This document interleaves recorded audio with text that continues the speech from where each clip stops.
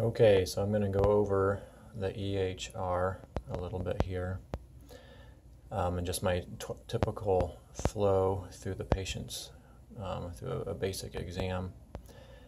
I usually have the EHR up on the left and my schedule up on the right, but just in case other people see this, I don't want to leave my schedule up there. So here's the EHR page. I'm just going to show you some of the buttons up here. So where my cursor is where you type in the patient's last name to pull up patients. I'm just going to type in test, just so we can use a test patient here. When you type it in, there's going to be all these tabs through the middle, and it defaults to what's called the Super Bill tab, which is if they've paid anything before. The front desk help will take care of that. So what we want is the exam and imaging tabs. This is really the only tabs I really use, is the exam and imaging tabs. This document tabs, if we have scanned in reports from other doctors and things like that, will be in the documents tabs. But pretty much everything's in the exam and imaging tab. So I click on that and it just shows you the history of past exam. This is my test patient, so I just mess around with it sometimes. Here at the bottom, you can choose either to view an old exam or to click on a new exam. And unless they're here for a follow-up, you're going to pretty much always click on new exam. So I click on that. And that makes the whole screen change, and now you will be within the exam menus. And so this is going to be your exam home page. Over here it says that you have the test patient up, and you're in the exam section of the test patient. So the tabs up here are what you're going to work your way through. It goes to the history. I usually click this that says patient reviewed with the doctor. I just, after I get done talking to them about their history. And as we scroll down, there's just different conditions and stuff which they fill out on my little entrance form, and the front desk should fill out for us. I usually check this on the bottom that says that they want to discuss it only personally, their social history, just so I don't have to worry about it, because I usually don't talk about that too much. And so again, that's the history page. Next I go to the pre-test page.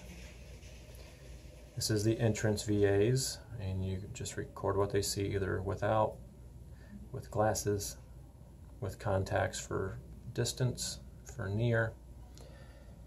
The sections I usually do here is I always do a finger count visual field. I usually just type that they're normal from a psychological standpoint, unless they're not, obviously. If you're using the automatic refracting system, it will automatically input the keratometry readings and the PD readings over here. If you're in the other exam room that doesn't have that, we have to manually enter that from the little printout that we get after the opticians do their pre-testing. For children, I usually do the color testing and their stereo testing. And so if you click normal, it just puts all normal. If they're not normal, you just put your cursor there, and I hit like 30, and then I hit tab, and it'll go down to the left eye. Okay, so if it's all normal, it's simple just to hit normal there for the VAs. So after we do this test, or to this page, we go to the next page, which is motility. I just have them follow my finger around with the transilluminator. Click normal if it's normal.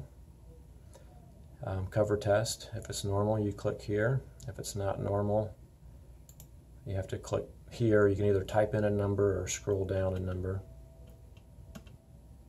Let's say they have 5 exophoria.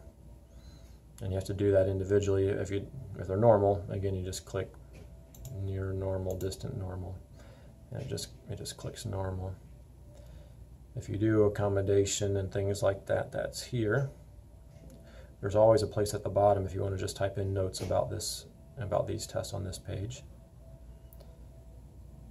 Next, I usually actually enter in the tonometry just so I don't forget, because it doesn't get put in automatically. So it's on the little printout piece of paper that they give us after their pretest. I just click NCT and just type in whatever their NCT was. And so that's the measurement. This is adjusted if we have a if we do a pachymetry, but obviously we don't have one of those, so we don't do that. And this is a timestamp, so they know what time you checked it. So that's what you do in the tonometry tab. In the refraction, you can put in, if they have been here before, what their last subjective was, what their present glasses are, their present contacts. The auto refracting information goes in here. Again, if you're using the auto refractor system, it will automatically put in the auto refractor, your subjective refraction, and your final RX for you, so you don't have to manually type that in. If you're in the other room that doesn't have that, you do have to put your cursor on there and again just copy from the printout what their auto refraction was. It automatically goes over to the next tab. You don't have to push tab, it goes over. If you want to skip the ad, you have to hit tab. And if it's sphere, I just leave it blank. And then when I'm doing the refraction for my subjective final prescription, let's just say I get a little different. And if I just want to prescribe my subjective, what I do, I just click copy on my clipboard and paste it to the final RX. And so that's normally what I do, is whatever my subjective is. Most of the time I make my final. There's some exceptions to that, but if there's exceptions, you can just put your cursor down here and change it to whatever you want to. Or if you want to put an add to it, you can just type that in. If you want to do prism, you have to click prism here, and it lets you choose if you want base in, base out. And if you just put your tab in there, you put how much you want of in, out, up, or down. And so this is prism right eye, prism left eye. Once you have your final RX, you just hit this button. This means to medical decision making. Basically that means you're making it your final prescription to print out for the patient. So I click that. It sends this prescription to the medical diagnosis page, decision making page. And then we come back up here. If we want to prescribe contacts after the refraction, we go to the contact lens tab up here. Now here, you have to always click add trial. It won't let you put anything in there until you click add trial. So I'm going to put add trial, and it gives you some options. If they've already had a contact prescribed for them before, usually the top one is their most recent one, or it could be their final RX that you just came up with. And so if you want that, you can click it. If you don't want it, if you just want to handwrite or type in your contact prescription, you just hit cancel. Let's say I hit OK. So it puts in what the refraction was, and if we're not going to prescribe a bifocal in their contact, we just come over here and hit backspace to get rid of it. We type in their base curve. Let's say we're doing AccuView Oasis. I don't worry about diameter. I tab over, go to the base curve. Now you have to pick the brand, so you click on this little thing here and it gives you all the brands. Let's say AccuView Oasis. Once you click on this, and then here is the lens type. Once you click on this, it automatically fills this to the same as what that one is, so you don't have to do it twice. And let's say you want a 2-week lens, it's prescribed as a 2-week lens. So here's your contact prescription. You have to come over here and click Save Final. Now below here is if you want to make any notes about what you've noticed on the contacts. There's a lot of different things that you could put here. If you don't want to, which I usually don't, just click Save Final, and it says it's copied to the medical decision making page. Click OK. So now their glasses and their contacts are into the medical decision making page, which is this tab right here. Before we go there though, I'm going to come back to the refraction page. Each page has a little area where you can import a diagnosis. That's the diagnosis button. So most of my diagnosis, I don't do any medical billing, so most of my diagnosis are refractions. So I click this button here. It pops up a window. If you want to choose hypermetropia, right eye, left eye bilateral, myopia, astigmatism, presbyopia.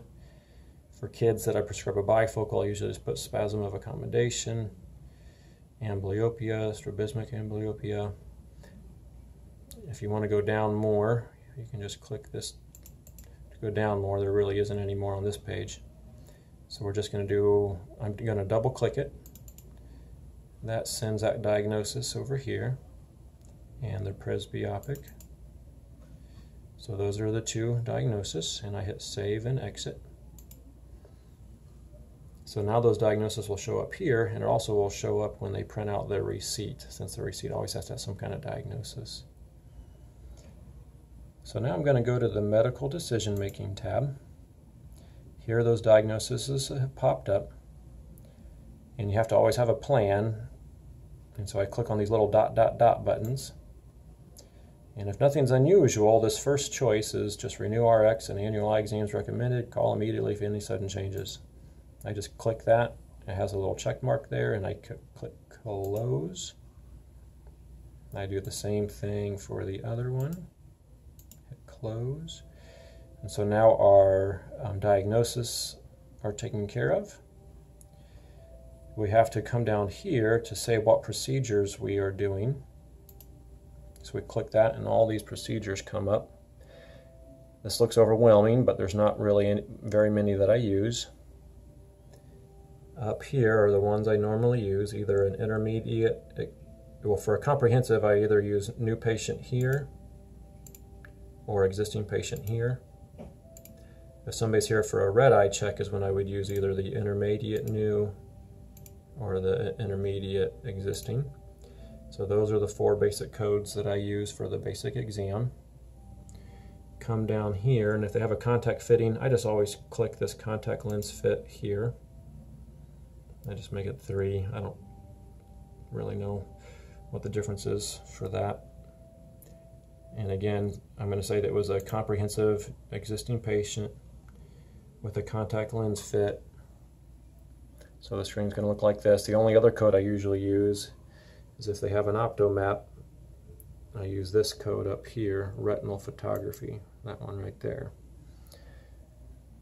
And so after I've clicked those 3 codes, I just come over here and hit OK.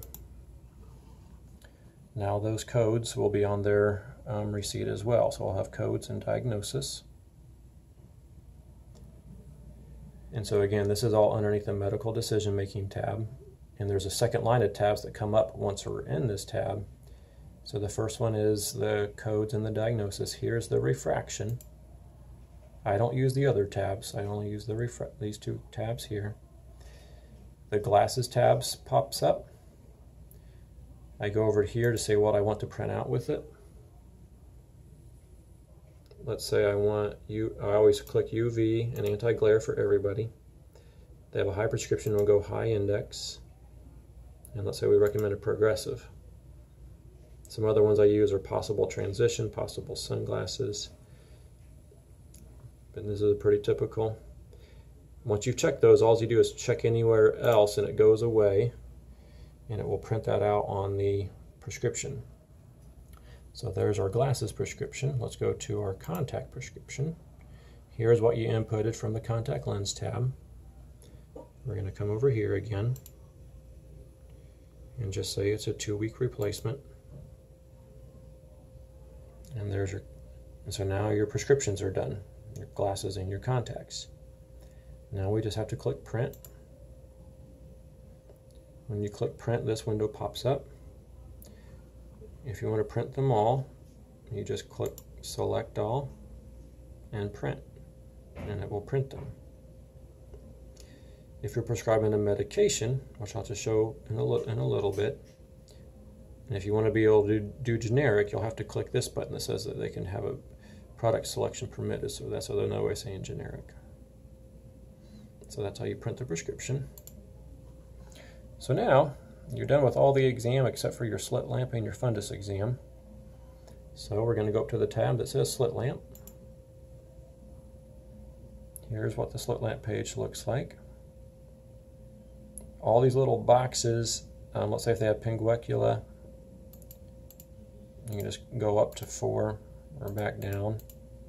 If you want whatever's on the right eye to go to the left eye, you just push this arrow button and it makes it go over.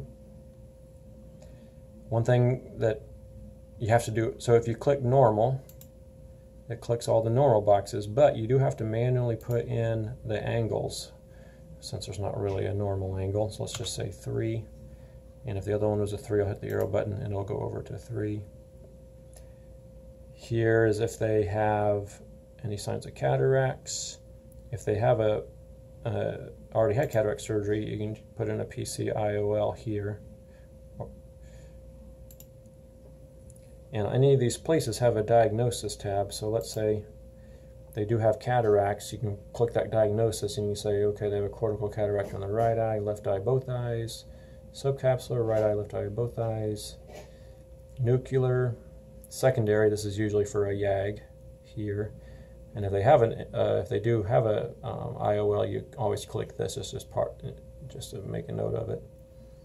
And so those are the ones that come up with your lens. And you can exit that. And so again, each section has a little box that that has diagnosis, hordeolum. Okay, so I have some these are all pre-programmed that I have to pop up.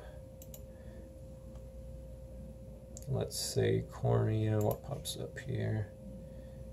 Dry eye, ulcers, neo, keratoconus, Fuchs dystrophy, those kinds of things. And so if everything's not normal, again, you just click the diagnosis and you can choose. You also have to manually click for the pupils, this button here, and then type in what their light pupil size is and what their dark pupil size is. So I'm going to hit 3, tab, and let's say 7, and then it goes over to there.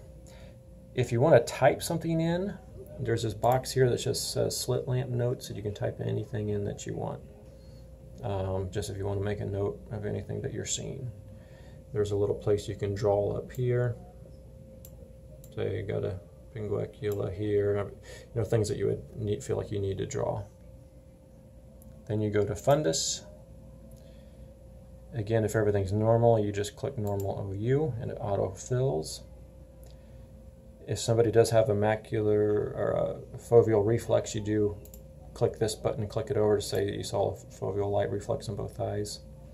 If you're not sure what something stands for, you can put your tab on it and it'll tell you. So like AV ratio, it'll just say, okay, that stands for artery vein ratio.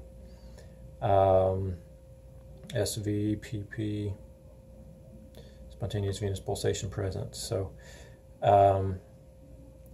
if you do not dilate or do optomap, I usually unclick the periphery since that means I didn't check it. Now some of these will have a different box where you can just put findings individually for the macula. And again, if you touch that little box, then some different choices can come up. Here's for the posterior pole, different choices that come up. And anything you want to write a note in, you can write here. Any diagnosis you want to make. Let's say diabetes, left eye, you click it, it goes to that box, you hit save and exit, it'll show up in your diagnosis here. You can make notes of anything that you want to draw on the fundus here, large nevus, and then you would just write large nevus there or something like that. And so that's pretty much it for my basic exam. When you're done with an exam, I always hit lock button here. It says locked. And then I will save it, or then I just close it by hitting the X up here. And I will hit close, saving changes here, and it goes back to the main screen where it's waiting for you to type in a patient's name up here. So hopefully those will make more sense as you go along, and ask me any questions you want to, and I'll try to put an Optomat video up soon.